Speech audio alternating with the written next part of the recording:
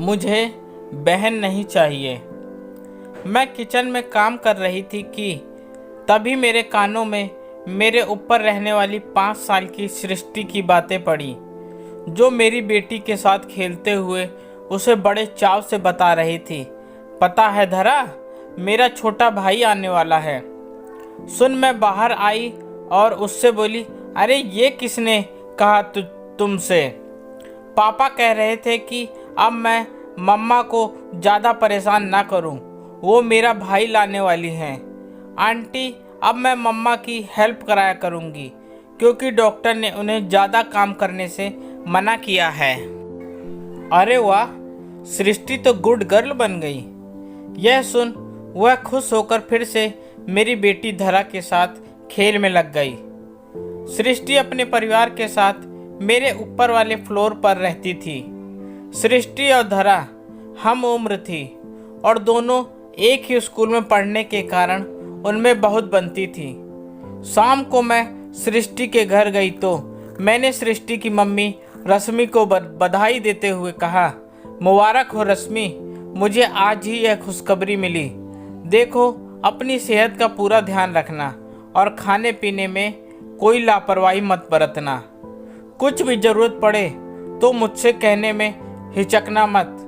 वह थोड़ा शर्माते हुए बोली, दीदी आपसे मदद नहीं लूँगी तो और किससे लूँगी, बस किसी तरह यह समय अच्छे से निकल जाए और भगवान एक बेटा दे दे तो मेरा परिवार पूरा हो जाए। सब अच्छा होगा, बस तू अपना ध्यान रख और भगवान से प्रार्थना कर, लड़का हो या लड़की वह पूरी तरह स्वस्थ हो।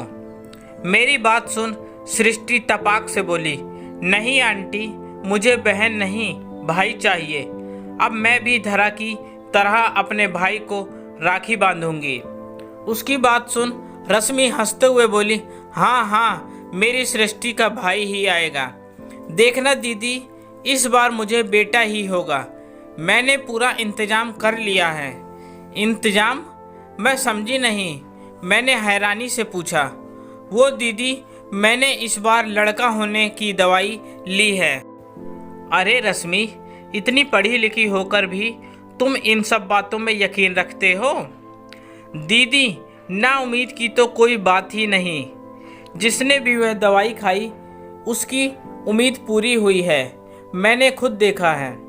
उसकी बेतुकी बातें सुन मुझे अच्छा तो नहीं लगा, लेकिन मैंने आगे कुछ कहना ठीक न समझा। बस उसे समझाते हुए बोली, वह तो ठीक है रश्मि, लेकिन तुम इसके सामने ऐसी बातें मत किया करो। बच्चे ऐसी बातें जल्दी पकड़ते हैं। वह कुछ नहीं बोली और हंस दी। लेकिन जब भी सृष्टि हमारे घर खेलते ने आती, उसके मुंह पर बस एक ही बात रहती, धरा, मेरी मम्मी हॉस्पिटल से मेरा भाई लेकर आएंगी और देखना मैं उसे राखी बांधूंगी। मेरी मम्मी उसे कान्हा बनाएंगी। आखिर वह दिन भी आ ही गया। रश्मि को शाम को लेबर पेन शुरू हो गए थे। उसका पति उसे लेकर हॉस्पिटल में चला गया और सृष्टि मेरे पास ही रुक गई।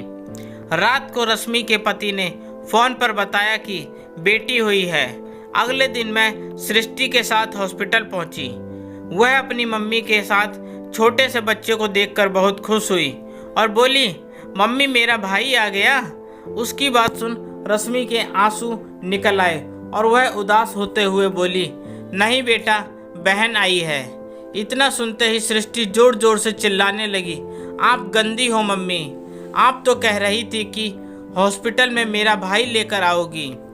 मुझे बहन नहीं चाहिए, इसे कूड़े में फेंक दो।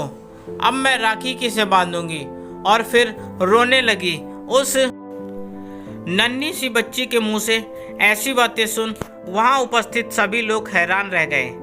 डॉक्टर ने रश्मि व उसके पति को ऐसी बातें बच्ची के सामने करने के लिए बहुत फटकार लगाई।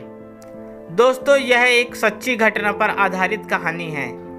कई बार जाने अनजाने में हम बच्चों के सामने ऐसी बातें कर जाते हैं जिसका उनके कोमल मन पर बहुत गहरा प्रभाव पड़ता है।